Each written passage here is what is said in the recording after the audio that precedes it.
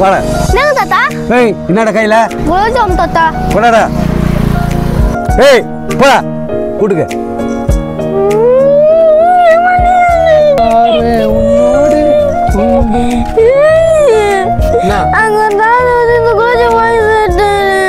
டேய் குட்டி பண்ண இப்படின்னா உனக்கு க்ளோஸ் தானே வேணும். டேய் குட்டி பண்ண கேட்டு சாப்பிட்றான்.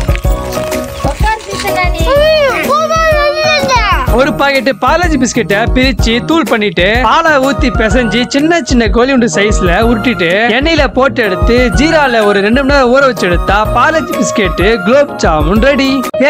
இன்னைக்கு எங்க வீட்டுல பொங்கல், அதனால காலையில எழுந்து மாட்டுடைய கொம்பலா சீவி குளிப்பாட்டிட்டு கழுத்துல பெல்லு கொம்புல பெயிண்ட் அடிச்சு நெத்தில பொட்டு வச்சுட்டு இப்போ இவ்வளவு பண்ணமே இதெல்லாம் பெரிய விஷயம் இல்லைங்க. பொங்கல் அன்னைக்கு வேஷ்டி கட்டுறதான் பெரிய விஷயம். எப்படியோ வேஷ்டி கட்டிட்டு பானையில பாலை பொங்க வச்சுட்டு விவசாயத்துல நம்ம தெய்வமா விளங்குற கோமதாக்கு ஃபர்ஸ்ட் படைச்சிட்டு படையல் போட்டு கோமதா சாப்பிட்டதுக்கு அப்புறம் தாங்க நம்மளே சாப்பிடுவோம். யாரெல்லாம் இந்த பொங்கலை சொந்த ஊருக்கு வந்து கொண்டாடுறீங்கன்னு கமெண்ட் பாக்ஸ்ல கமெண்ட் பண்ணுங்க. அது கூடவே என்னுடைய காஸ்டியூம் எப்படி இருக்குன்னு சொல்லுங்க. அனைவருக்கும் இனிய தை பொங்கல், மாட்டு பொங்கல் நல்வாழ்த்துக்கள்.